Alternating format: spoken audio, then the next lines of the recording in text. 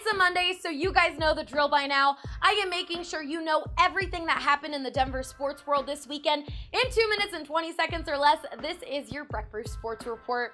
Let's start off with your Denver Nuggets, who are currently riding a 5-game win streak. They beat the Boston Celtics 96-92 on Friday night, and then the Phoenix Suns 116-104 Sunday night.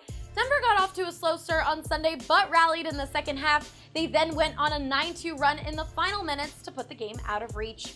Next up, the Denver Broncos fell to the Buffalo Bills 20-3 Sunday afternoon in New York. It was another disappointing outing for the Broncos, who now have a 3-8 record on the season for the second time in 3 years. Big question this week will be, do we see Drew Lock on the field next Sunday against the Chargers? Head coach Vic Fangio left that door open during his meeting with the media this morning. Moving on to some college football, the Colorado Buffaloes beat the Washington Huskies 20-14 Saturday night at Folsom Field for the final home game of the season. I could talk about this game for hours, but I'll leave you with the fact that the win snapped a 9-game losing streak to Washington and puts the Buffs within 1 game of bowl eligibility heading into their final contest against Utah this week. The Colorado State Rams fell to their Mountain West rivals, the Wyoming Cowboys, 17-7 Friday night. It was another frustrating loss for Rams fans. That brings them to a record of 4-7 on the year.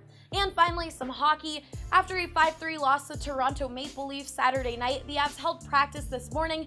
A few things we learned: Mikko Rantanen skated in a non-contact sweater and had, quote, a good practice.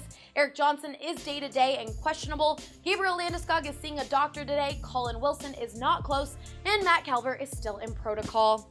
Looks like we have some time left, so I've got to give a shout out to some college basketball. The CU Buffs are undefeated, and they're in a tournament in Vegas, so be sure to check that out. And the CSU Rams basketball team is sitting at 3-3 on the year so far. For more of an in-depth analysis on every team, be sure to subscribe to the DNVR.com.